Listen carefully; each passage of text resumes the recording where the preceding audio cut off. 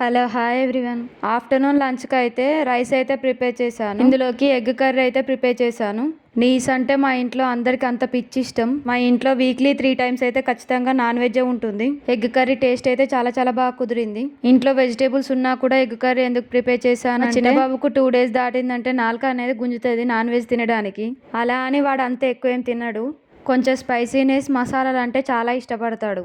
పిల్లలు కూడా ఇష్టంగా తింటారు కదా అని మసాలాలు అయితే ఎక్కువ యాడ్ చేయను. కొంచెం మినిమం వేసే కాడికే వేస్తాను. ఈ ఎగ్ కర్రీ ఒకటే సరిపోదు ఇంట్లో అందరికి, ఎందుకంటే మేము నలుగురం ఉన్నాం కదా. ఇంకా వేరే ఏదైనా కర్రీ ప్రిపేర్ చేద్దామని కందిపప్పు టమాటా అయితే ప్రిపేర్ చేద్దాం అనుకున్నాను. దానికోసం ముందుగా కందిపప్పు వాష్ చేసుకొని ఇందులో కొన్ని పచ్చిమిర్చి టమాటాలు యాడ్ చేసుకొని పప్పు కుక్కర్లో విజిల్కి అయితే పెట్టాను. 4 విజిల్లు అయిపోయాక చూడండి ఎంత బాగా ఉడికిపోయిందో. మళ్ళీ స్టవ్ ఆన్ చేసి గ్యాస్ మీద పెట్టుకొని పప్పు ఒకసారి స్పూన్ తో కలిపి ఇందులో కొంచెం మిర్చి పౌడర్ ను యాడ్ చేసుకోవాలి. తర్వాత కొంచెం టేస్ట్ కి సరిపడా సాల్ట్ ను యాడ్ చేసుకోవాలి. తర్వాత ఒక 2 గ్లాస్ ఆఫ్ వాటర్ యాడ్ చేసుకోవాలి. పప్పు మరిగేలోపు పోపు పెట్టుకోవడానికి స్టవ్ ఆన్ చేసుకొని కడాయి పెట్టుకొని ఇందులో ఆయిల్ వేసి వేడెక్కాక పోపు దినుసులు యాడ్ చేసుకుని కొన్ని వెల్లుల్లి యాడ్ చేసుకుని తర్వాత కొంచెం సన్నగా కట్ చేసుకున్న ఆనియన్ వేసుకొని తర్వాత ఇందులో కరివేపాకును యాడ్ చేసుకుని తర్వాత కొంచెం పసుపును యాడ్ చేసుకోవాలి. ఒకసారి స్పూన్ తోని కలుపుకొని మరిగే పప్పులో ఈ పోపు మిశ్రమాన్ని యాడ్ చేసుకోవాలి. ఒక 5 minutes మీడియం ఫ్లేమ్ లో గ్యాస్ ఉంచి తర్వాత ఆఫ్ చేసుకుంటే సరిపోతుంది. మొత్తానికి టమాటా పప్పు కర్రీ అయితే రెడీ అయిపోయింది. నేను డైలీ 2 కర్రీస్ అయితే ఖచ్చితంగా ప్రిపేర్ చేస్తాను. నాన్ వెజ్ కర్రీతో సమానంగా పప్పులను ఎవరైనా ఇష్టంగా తినే వాళ్ళు ఉన్నారా? అలా లాంగ్ వీడియోస్ కూడా పోస్ట్ చేస్తున్నాను, ఒకసారి చూడండి. నచ్చితే